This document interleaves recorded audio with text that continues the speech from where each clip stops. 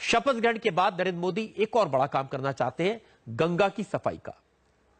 मोदी ने वाराणसी में गंगा की सफाई का वहां की जनता से वादा किया था। हमारे पास पक्की खबर है कि गंगा की साफ सफाई करने के लिए मोदी ने बड़ा प्लान तैयार किया है।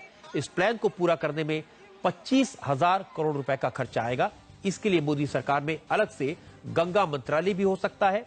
गंगा के पुनरुद्धार के लिए बनाने वाली मिनिस्ट्री उमा भारती चाहती है, उन्हें मिल सकती है। प्लान के मुताबिक साबरमती रिवर फ्रंट की तर्ज पर गंगा वाटर फ्रंट बनाया जा सकता है। लंदन की टेम्स और पेरिस की सेन नदी की तर्ज पर गंगा के लिए पक्के तट बनाए जाएंगे। इन कामों के बीच गंगा घाटों पर बने मंदिरों से छेड़छाड़ नहीं की जाएगी। गंगा में गिरने वाले नालों के लिए सूएज ट्रीटमेंट प्लांट लगाए जाएंगे। हरिद्वार, कानपुर, इलाहाबाद, वाराणसी और पटना जैसे जिन बड़े शहरों से होकर गंगा गुजरती है, वहां गंगा के आसपास के इलाकों को टूरिस्ट स्पॉट के तौर पर डेवलप किया जाएगा। इस प्लान के तहत आज दिल्ली में गंगा को लेकर अधिकारियों और वैज्ञानिकों की एक मीटिंग भी हुई है। इस मीटिंग में गंगा को मैली होने से रोकने के उपायों पर चर्चा हुई। नरेंद्र मोदी ने चुनाव के दौरान वाराणसी में बार बार गंगा की सफाई का वादा किया था। आपको सुनवाते हैं, जब मोदी चुनाव जीतने के बाद गंगा आरती करने बनारस के दशाश्वमेध घाट पर गए थे, तब उन्होंने क्या कहा था, यह सुनने की जरूरत है। जो बिना मांगे परोसे उसे मां कहते हैं।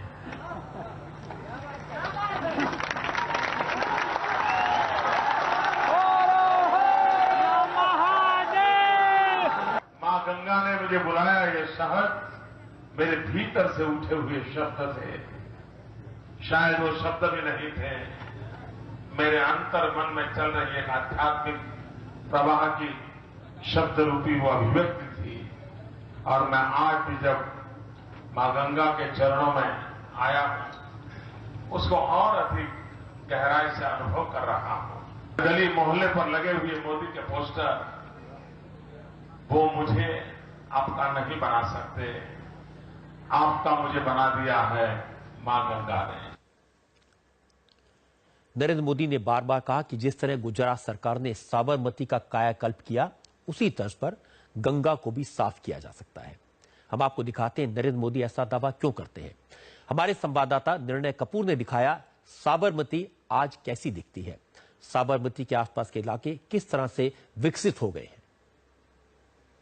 साबरमती के इस रिवर फ्रंट डेवलपमेंट की सबसे बड़ी उपलब्धि जो आप देख रहे हैं वो है रिवर के दोनों तरफ बने हुए ये वॉकवेज। ये वॉकवेज इस नदी को सबसे ज्यादा ब्यूटिफाई करते हैं अगर आप देखें। और एक सबसे बड़ी इसके लिए जो चुनौती थी वो थी नदी के पानी को हमेशा साफ रखना। आज जो आप देख सकते हैं यहाँ पे वाटर स्पोर्ट्स, ये बोट्स जो चलती हुई आप यहाँ पे देख सकते हैं, ये बिल्कुल मुमकिन नहीं था। लेकिन जिस तरह से इस नदी के पानी का शुद्धिकरण किया गया, कांस्टेंट पानी फ्लो करने के लिए नर्मदा के पानी के साथ इसको जोड़ा गया और उसके बाद इस पानी को साफ रखने के लिए नदी के दोनों तरफ डक्ट लाइंस बनाई गई, जिसकी वजह से शहर का जो भी गंदा ड्रेनेज का पानी है वो नदी में नहीं आता है। और इसी वजह से नदी अब 12 महीने साफ रहती है। और आप देख सकते हैं इस तरह के ये जो वाटर स्पोर्ट्स और दूसरी वाटर एक्टिविटीज अब यहाँ पे नदी का आकर्षण का केंद्र बनती जा रही हैं। इनको आगे और भी डेवलप किया जाएगा। और आप देख सकते हैं इसकी वजह से यहाँ आने वाले सैलानियों की संख्या भी अब धीरे धीरे बढ़ती जा रही है। गंगा और यमुना की सफाई के लिए अब तक जो भी काम किए गए वो सिर्फ कागजों पर हुए, पैसा खर्च हुआ, लेकिन गंगा की हालत जरा भी नहीं सुधरी।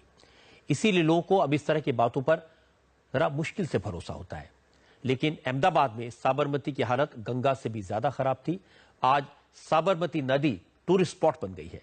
नरेंद्र मोदी ने यह करके दिखाया, इसलिए उम्मीद बनती है।